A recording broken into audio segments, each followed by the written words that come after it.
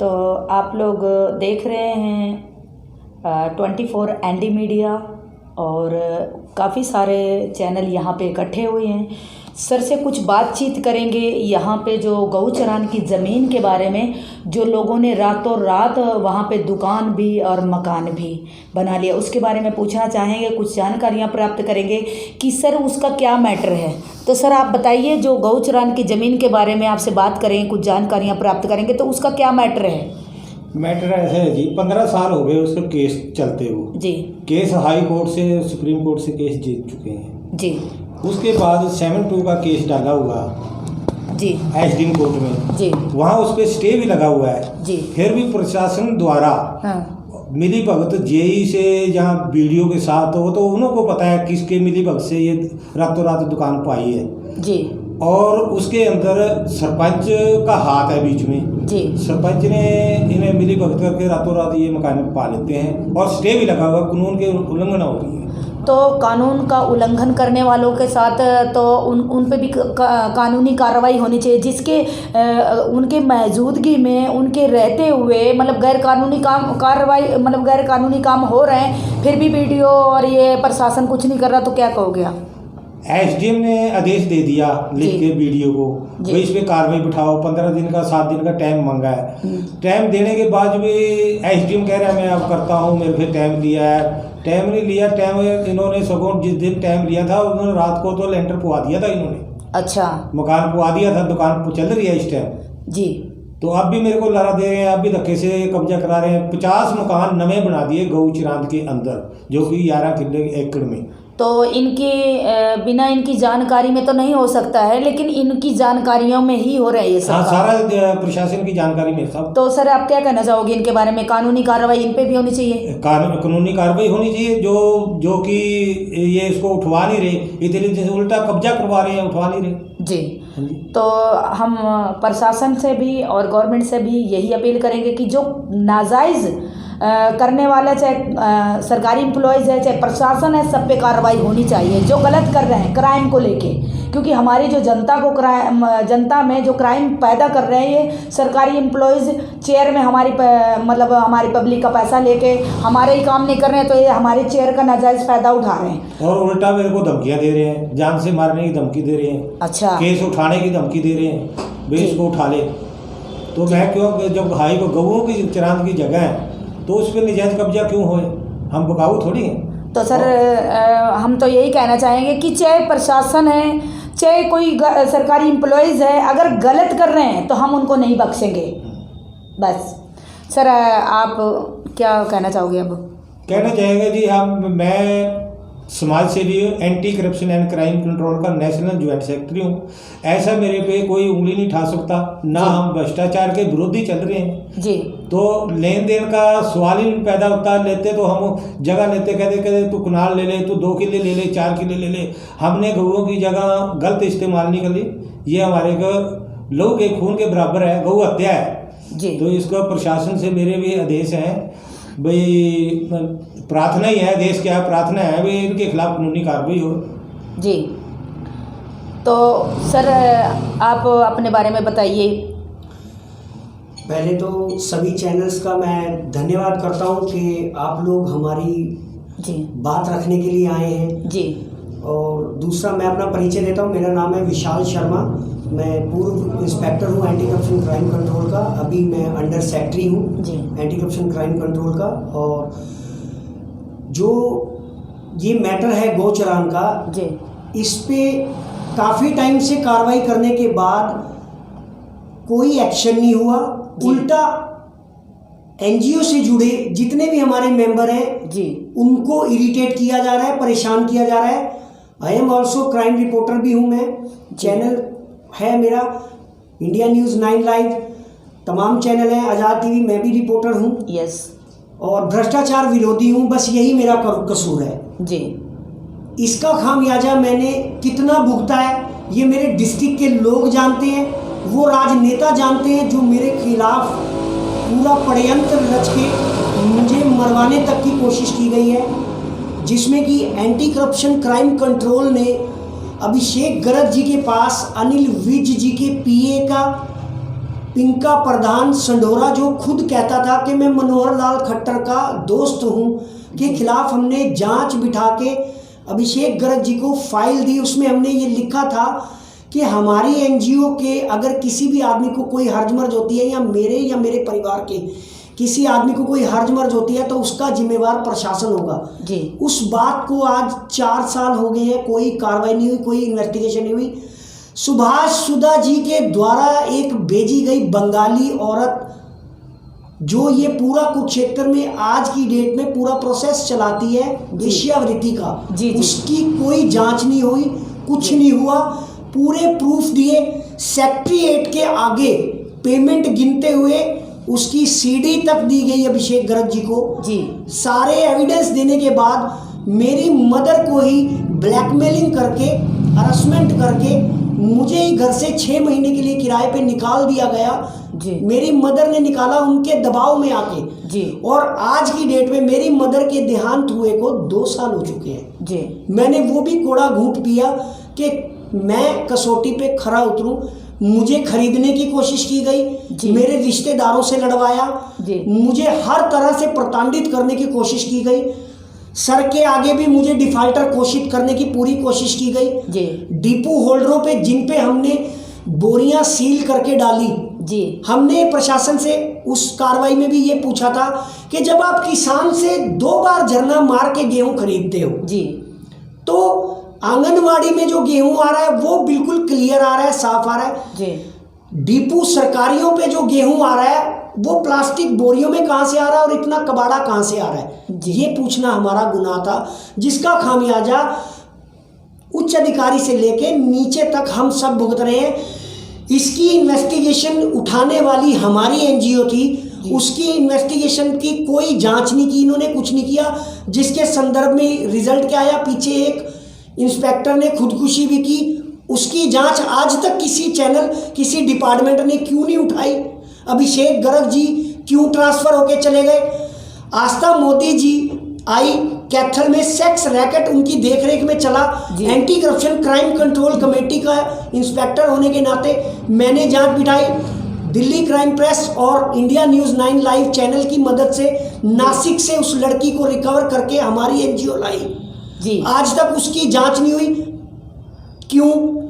भ्रष्टाचार विरोधी सरकार कहती है, भ्रष्टाचार विरोधी है। यस। किसी एक स्तर पे मैं ओपनली गवर्नमेंट के हर एम्प्लॉय को पूछता हूं, किसी एक मैटर के ऊपर आप फिल्टर रिपोर्ट तो पेश कीजिए जी। आपकी सरकार को पूरे 4.5 साल बीतने वाले हैं जी। अभी ये जो गोचराम वाला मैटर छोड़िए, अभी गुरदयाल सनेडी जी वाले मैटर में क्या कर रही है गवर्नमेंट अब तक?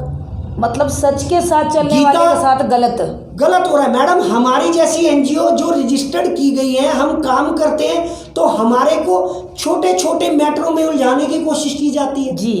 इवन देन हम अगर अपना हमारी निजी लाइफ को इरिटेट किया जा रहा है पड़ोसियों द्वारा, छोटे छोटे विवादों में हमें इरिटेट करके, उग्र करके हमें ऑफेंस में फंसाने की कोशिश की जा रही है। क्योंकि आप सच के साथ चलते हो, इसलिए फंसाने। ये हमारा गुनाह है। यस। अगर ये हमारा गुनाह है तो मैं विशाल शर्मा सभी चैनलों से ये पूछता हूं कि हम लोगों को क्यों अथॉरिटियां देती है गवर्नमेंट जब हमारी पैरवाई नहीं करनी। बिल्कुल बिल्कुल। कहाँ है वो कानून जो प्रेस रिपोर्टर पे हमला करने की 7 साल सजा लगाता है? बिल्कुल लगाते हैं। I am also disabled person, army exemplar retire का मैं बेटा हूँ, उन पे डिपेंड हूँ जी। किसी चैनल से कोई पेमेंट नहीं लेता, किसी एनजीओ से हम कोई पैसा नहीं लेते। कोई एक साबित कर दे कि हमने किसी से रिश्वत खाई हो या हमने किसी को दबाया हो, लेकिन जिन्होंने हमें दबाया हम प्रूफ कर सकते हैं। बिल्कुल। और अब हम भ्रष्टाचार बर्दाश्त नहीं करेंगे। हमारा सभी से नम्र निवेदन है पब्लिक से कि हम पब्लिक फाइटर हैं। अगर हम आपके लिए सच्ची फाइट लड़ रहे हैं तो आप लोग हमारा समर्थन कीजिए और इन भ्रष्टाचारियों को अब हम नहीं छोड़ेंगे। तो आप विशाल शर्मा जी, मैं आपके साथ हूँ, आपकी बातों से सहमत हूँ, क्योंकि हमारे साथ ही गलत क्यों होता है, क्योंकि सच के साथ जो चलते हैं उनके साथ ही गलत होता है हमेशा। मैंने भी देखा है इन चीज़ों को। कहते हैं कि पत्रकार को कोई धमकी, गलती से भी धमकी दे के जाता है तो उसको 7 साल की सज़ा होती है और 50,000 का जुर्माना होता है, लेकिन है कहाँ पे? इवन देन मैडम, हमारे ऑफिसरों के बच्चों, हमारे परिवार, हम मेरे सीनियर ऑफिसर हैं ये, इनके बेटे को नाजायज मतलब इस तरह की ऑफेंसें लगाते हैं, ये समझ नहीं आती हमारे। जी। अगर हम अपने प्रोटोकॉल से बाहर चले जाएं तो अराजकता का माहौल फैल सकता है देश में, ये लोग जानते हैं जी। हमें अपने प्रोटोकॉल का पता है, ये प्रोटोकॉल क्यों नहीं अपना इस्तेमाल करते? ये सैलरी लेके काम नहीं कर रहे देश के लिए, हम विदाउट सैलरी अपनी जान हथेली पे रख के काम करते हैं पत्रकार और एंटी करप्शन के लिए, हमारी कोई वैल्यू नहीं है। आखिर क्यों?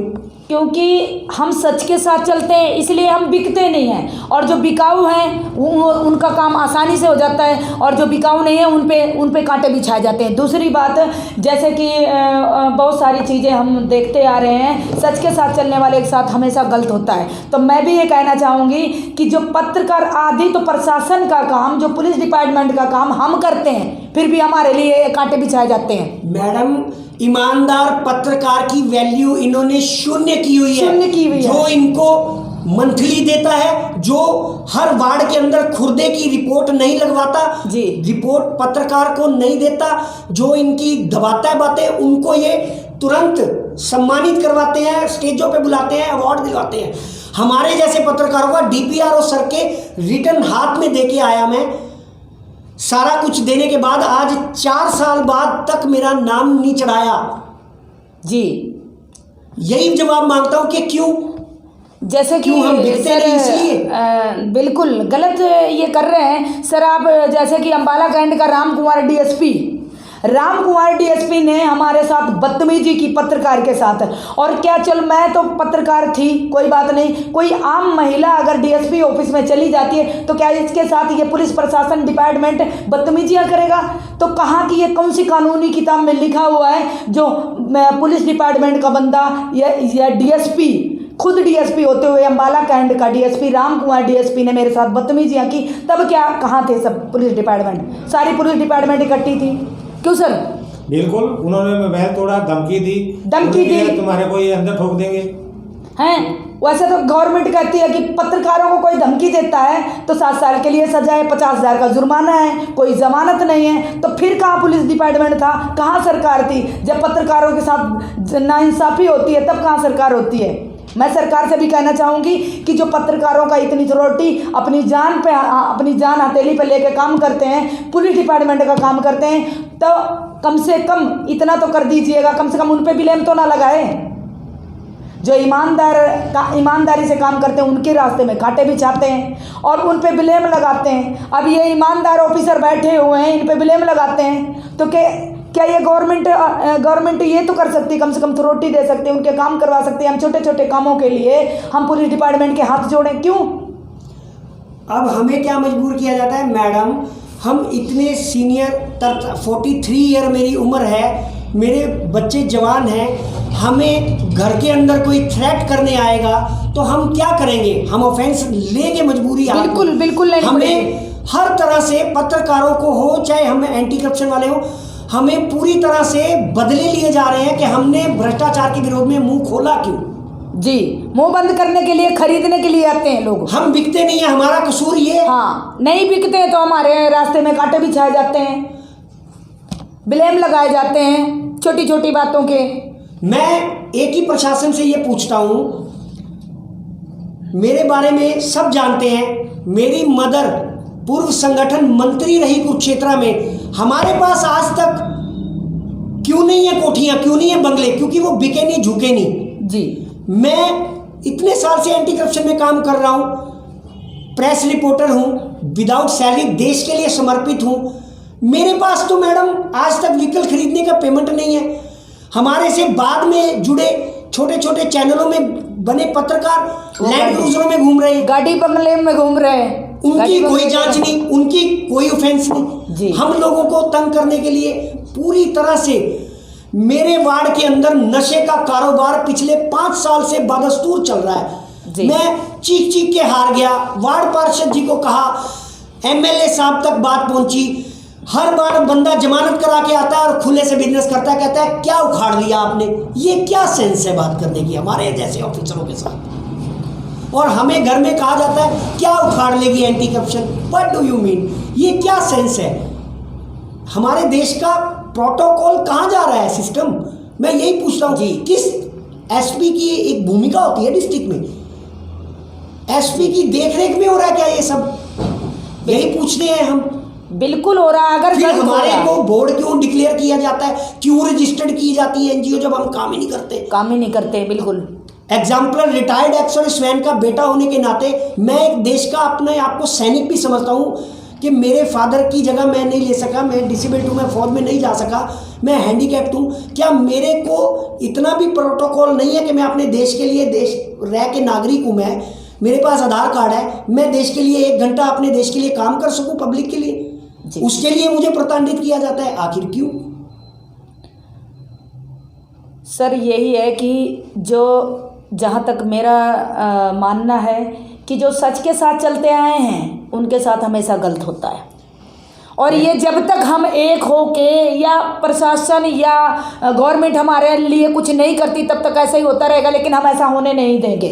2 करोड़ का मैडम जी घपला है, संदीप जेई की एप्लीकेशन लगाई है वहाँ जी, और एसडीएम कुरुक्षेत्र को इंक्वायरी के लिए दिया है, क्यों नहीं वो फाइल विजिलेंस को पर्चा दर्ज करने के लिए भेजी जा रही, क्या कारण है? क्योंकि ये सरकार के आदमी हैं बीच में जी, ये मिली भगत है जी, इसीलिए ये मतलब कि इनकी विजिलेंस को नहीं दी जा रही, क्योंकि उनके पास नोटों के बंडल हैं। हाँ, नोटों के बंडल इतने बांध दिए गए हैं कि उन पे चला नहीं जा रहा। बिल्कुल, पब्लिक का पैसा है, गलत यूज करा है इन्होंने, अपने जो चीज बनाई नहीं उसके पैसे ले लिए इन्होंने जी। तो हम प्रशासन से एक ही रिक्वेस्ट करेंगे कि हम पत्रकारों पे जुल्म ढाना बंद करो, और अगर हमारे सामने कोई भी होता हुआ क्राइम हम बर्दाश्त नहीं करेंगे। क्यों सर? ना हम बिकेंगे, ना बिकेंगे, ना झुकेंगे, ना रुकेंगे। तो बने रहिए हमारे चैनलों पे, सब्सक्राइब कीजिए, लाइक कीजिए। कहाँ दिल्ली क्राइम में। तो सर जैसे कि आज हम सभी पेवा में उपस्थित हुए, तो आपसे कुछ जानना चाहते हैं जो आज जिसकी मकसद के लिए आपने हमें यहाँ पर बुलाया है, तो क्या कुछ कारण है सर, क्या कुछ हुआ, तो प्लीज़ विस्तार से बताइए, और पहले अपना परिचय दीजिए। परिचय anti corruption and crime control का मैं नेशनल ज्वाइंट सेक्रेटरी हूँ जी, गौ सेवा समिति का प्रधान हूँ। स्याना सैदा के अंदर एक ज़मीन है गौचरान की जी, उस पर सुप्रीम कोर्ट हाई कोर्ट से केस जीत चुके हैं। अब उस पर 7-2 का केस चल रहा है, स्टे लगा हुआ है, जो कि एसडीएम द्वारा स्टे लगने के बावजूद भी उस पर ना मकान बना लेते हैं, दुकान बना लेते हैं। तो सर स्टे लगने के बाद तो जहाँ तक मेरी जानकारी है तो वहाँ पे कोई भी वर्क नहीं हो सकता। प्रशासन की मिली भगत से पड़ रहा है, ये बीडीओ और सरपंच मिली भगत है जी, उसी काम चल रहा है। तो सर आपने वहाँ की जो बड़े अधिकारी हैं उनको बताया, उनकी जानकारी उन तक पहुँचाई, भाई ऐसे आपकी यहाँ पे हो रहा है? हाँ जी, स्टे होने के बाद भी एसडीएम पेवा को बताया जी, बीडीओ को बताया, कल भी मिले बीडीओ को, फोन पे बात हुई है मेरी सारी, उसकी रिकॉर्डिंग है बीडीओ साहब की मेरे पास जी सर। फोन पे बात हुई, वो कह रहे उन्होंने रिस्पॉन्स आपको दिया है, वो कह रहे आजकल में उठवा देंगे, ये दे रहे हैं, 2 महीने हो गए अब तक तो उठवाया नहीं उन्होंने, 1.5 से सगों उल्टा एक मकान पवा दिया। और तो आपने क्या कुछ कदम उठाए सर एंटी करप्शन से, जैसे आप जुड़े हुए हैं, तो आपका भी कुछ कर्तव्य बनता अपने देश के प्रति? ऐसे मैं कानून के साथ चलता हूँ। अब तो लास्ट है, अब ये 2 दिन का कल का टाइम दिया है वीडियो ने जी, भाई मैं कल को मकान उठवा दूंगा, गिरवा दूंगा, और ये नहीं दिया वो, उसके बाद मैं प्रशासन के द्वारा एक प्रशासन की हाई कोर्ट में रिट डाल दूंगा, इनके खिलाफ नाम लिख दूंगा, ये ऑफिसरों के पास गया, ये उठवा नहीं रहे, इनके खिलाफ कार्रवाई, और सरपंच की मिली भगत से ये मैं काम कर रहा हूँ जी। तो उन्होंने आपको 2 दिन का टाइम दिया है? हाँ, कल का दिया है बस, अब तो कल का लास्ट टाइम है जी। अगर 2 दिन बाद वे कार्रवाई नहीं करते तो अगला कदम क्या होगा सर? अगला कदम ये होगा, ये हाई कोर्ट में इनके नाम प्रशासन के, एसडीएम, बीडीओ, सेक्रेटरी, पंचायत, इनके सब नाम जाएंगे। और सर आप अपना परिचय दीजिए प्लीज़। मेरा नाम विशाल शर्मा जी। नमस्कार सर। नमस्कार मैम, मैं anti corruption crime control committee का अभी अंडर सेक्रेटरी हूँ क्षेत्र से, और मैं यही कहना चाहूँगा कि हमने एंटी करप्शन क्राइम कंट्रोल की जितनी भी कार्रवाइयाँ की हैं, मैं पहले पूर्व इंस्पेक्टर हूँ जी, और अब अंडर सेक्रेटरी हूँ, हमारी किसी भी कार्रवाई की कोई जांच आगे नहीं बढ़ाई, उल्टा हमें हरासमेंट किया गया। तो सर आपने कारण जानने की कोशिश की, क्या कारण है? जी, कारण यही था कि हर जगह मिनिस्टर लोग के आर्मी नुमाइंदे इन्वॉल्व हैं जी। हमने रेड डाली थी फूड सप्लाई डिपार्टमेंट के देखरेख में। परवीन जी थे उस टाइम, इंस्पेक्टर थे एक, उनको मैंने बुलाया था, मैंने डीएफएसओ सर को फ़ोन किया था, मौके पे बुलाया था, कोई नहीं आया। हमने बोरियां सील करके डिपो पे रखी थी। हमारा जितना प्रोटोकॉल है, हमारा काम है प्रशासनिक अधिकारियों को सूचित करना, बुलाना मौके पे और हैंडओवर करना। हमने उनको बुलाया, हैंडओवर करने के लिए बुलाया, वो लोग हैंडओवर करने नहीं पहुंचा ही नहीं, कोई आया ही नहीं। उसके बाद हमें कोई भी इंफॉर्मेशन नहीं दी, कुछ नहीं दिया, कोई कार्रवाई नहीं की। क्यों? क्योंकि उसमें इनके आदमी इन्वॉल्व थे।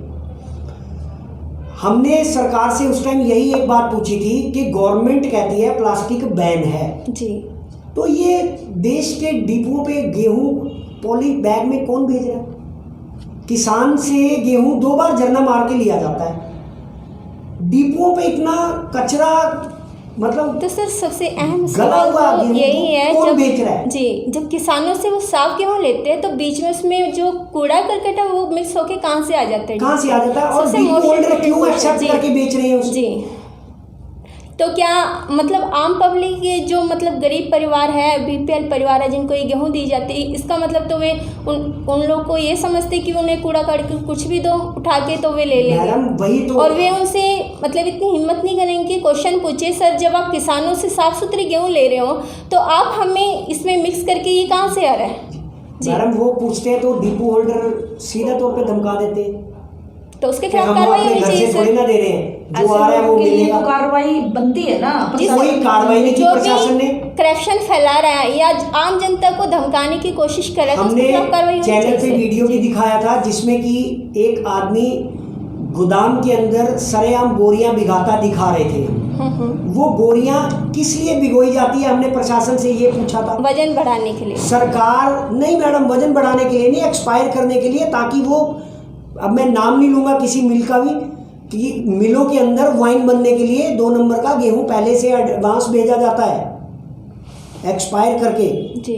और डिपो के ऊपर काले रंग का, आपको मैं हमारे वीडियो में इन्वेस्टिगेशन करके देख लेना, ब्लैक गेहूं भेज रहे हैं मैडम, सड़ा हुआ। एक्चुअली हमने भी लाडवे में खा नहीं सकता कोई जी, वो क्यों भेज रहे हैं? हमारा ये गुनाह होगा। कवर के दौरान जब हमने न्यूज़ कवर करी तो उसमें काली गेहूँ काफ़ी पाई जाती है, काले दाने, जो मतलब खा भी नहीं सकता। बिल्कुल मैडम जी, हमने ये कार्रवाई उठाई। उसके बाद हमने एक ये पूछ लिया था इनसे कि 2 करोड़ रुपए से सूर्य कुंड का कायाकल्प होना था थानेसर डिस्ट्रिक्ट के अंदर, वो पैसा कहाँ है जी?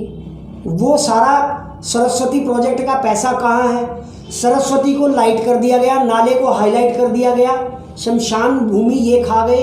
प्राचीन हिंदू रीति रिवाज के साथ प्राण प्रतिष्ठा होने के बाद किसी मंदिर की छेड़छाड़ की जाती है। इन्होंने वहाँ पे सब कुछ किया, शिवलिंग को उखाड़ के वहाँ से पूर्व को अपनी तौर पे रख के सब कुछ कर रहे हैं पूरी तरह से, मतलब हर प्रोसेस को चैलेंज करके फिर ये कहते हैं भ्रष्टाचार विरोधी। हम बेवकूफ़ हैं जी? हमें क्यों डिग्रियां दी थी, हमें क्यों रजिस्टर्ड किया था गवर्नमेंट? बेवकूफ़ सर इसलिए बताया गया है क्योंकि हम सच की आवाज़ है जो वो उठाते हैं, हम सच्चाई दिखाते हैं लोगों और हमें दबाया जाता है, हमें कहा जाता है कि बस शांत हो जाइए। क्यों शांत हो जाए भाई? हम देश के नागरिक हैं, हम अपना कर्तव्य भी नहीं कभी किसी के दबाने से हर जगह से कनेक्शन जुड़े हुए हैं, हर जगह से ये भ्रष्टाचार फैलाने के लिए या हमारे पब्लिक को धोखा देने के लिए या पब्लिक को पर्दा डालने के लिए हर जगह से कनेक्शन जुड़ा हुआ है। हर किसी के साथ मिलावट है, हमने ओरिजिनल कुछ नहीं है। हमने एक छोटी सी मिल पे हमने रेड डाली। आप ये सोचिए इनके हौसले कितने बुलंद हैं। हमने एक छोटी सी मिल के ऊपर रेड डाली जी। वहाँ पे सरकारी गेहूं की बोरियां पड़ी थी। हमने उनसे ये पूछा, सर ये बोरियां कहाँ से आ रही हैं? वो बंदा कहता आप कौन होते हो ये पूछने वाले? Media person anti corruption inspector को एक मिल वाला कहता आप कौन हो? आप जैसे कई एंटी करप्शन वाले आए चले गए, अपना रास्ता ना। हमने जब कार्रवाई की तो वहाँ पे हमें क्या निकल के आता है, डीएफएसओ के ऑफिसर हमें फ़ोन कर रहे हैं, सर छोड़ो ना ये कार्रवाई। मैंने कहा सर आप भी इन्वॉल्व हो तो फ़ोन काट देते हैं। आज तक कोई इन्वेस्टिगेशन नहीं, कोई जांच नहीं करने दी हमें आगे।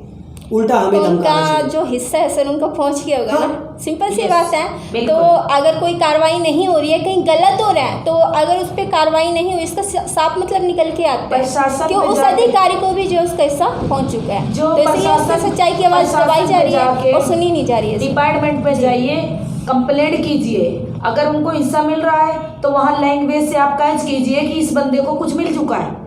अब लैंग्वेज कैच करोगे तो वहीं से साफ पता चलता है कि ये बंदा बिका हुआ है। लैंग्वेज से पता चलता है, पत्रकार तो लैंग्वेज से पहचान लेता है, फोन जी, पे जी। बात करता है वो पहचान लेगा ये बंदा कहाँ बोल रहा है। हाँ, हाँ, हाँ। और 1 मिनट से पहले देख के एक शराब उतार के बता देगा ये बंदा कहाँ पे बोल रहा। पत्रकार का मतलब बहुत बड़ा है। मैम मैं आपसे भी जानना चाहूँगी, आपने अभी कुछ देर पहले कहा था कि जो अम्बाला के डीएसपी ने आपके Yes, साथ बदतमीज yes. किया, क्या कुछ रीजन रहा मैम उसका? वहाँ पे डीएसपी राम कुमार डीएसपी ने हमारे पे सीधा हमला करता है। वाई?